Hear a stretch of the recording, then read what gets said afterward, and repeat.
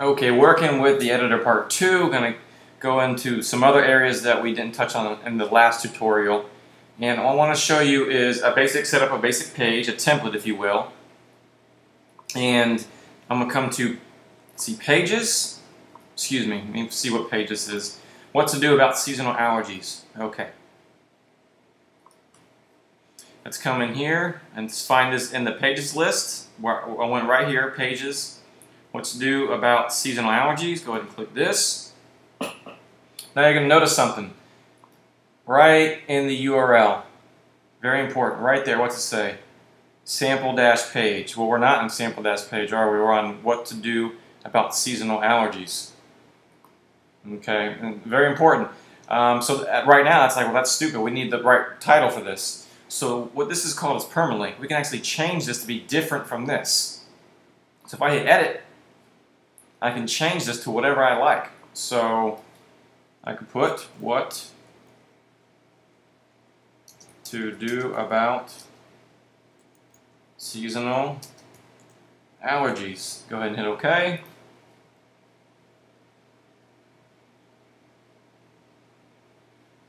Let's update this. Let's come out of this because it's going to have this one. It's going to change this, so we want to make sure we come back and not refresh because it won't show anything at that point. Let's go ahead and come back to what to do about seasonal allergies. And there we go. There you are. What to do about seasonal allergies.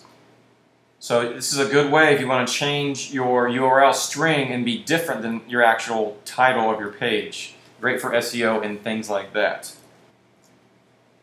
Okay, next I want to show you something that's pretty important and will save you down the road possibly. Right up on the right we see a screen options button, just like we did when we first logged in. Let's go ahead and click this, and now this is going to show different sections that we can actually have here on the back side, on the back end. So what I would set up is revisions, and I'll go over that.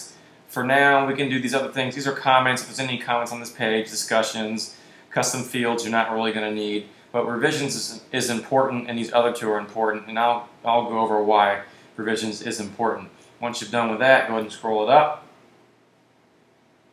And what we'll see is revisions. So basically, what this is anytime you make a change, WordPress is going to save it. It's going to save the old version for you. So God forbid something down the road happens where you actually mess it up, you can come back in here and you can click it.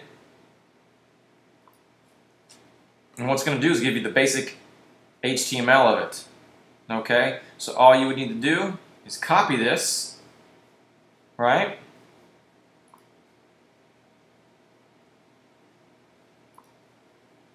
Sorry about that. Copy this, come back. Very, very important, very important. Make sure you're in HTML mode when you do this. Paste it in there, and you're set.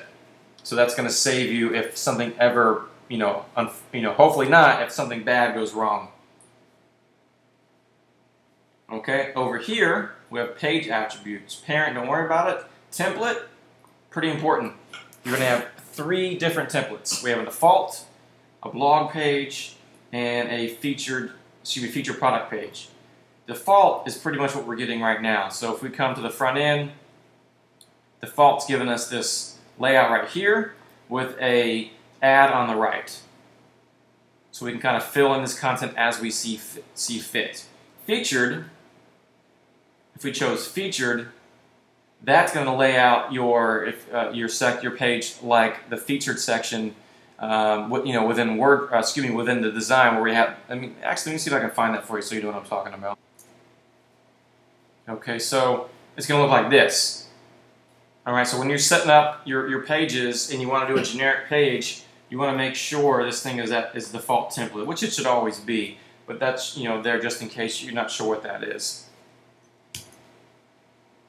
Okay, and last thing for this particular tutorial, something really, really awesome.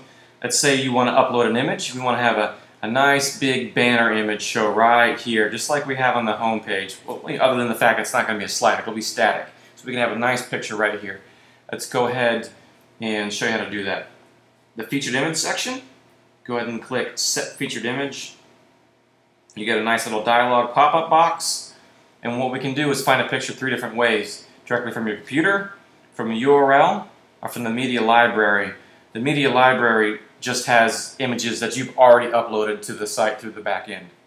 Okay, so I'm going to go ahead and do one just to save time that we've already uploaded. Choose the leaf girl. Where are you, leaf girl? There you are. Scroll down just a little bit. Make sure you click show. I'm sorry, I didn't say that. Whatever image you're pulling out of here, just click show. It'll open up. And what we want is use as featured image. Don't worry about anything else. Once you're done, close this box. We now see the featured images here. Let's go ahead and hit update.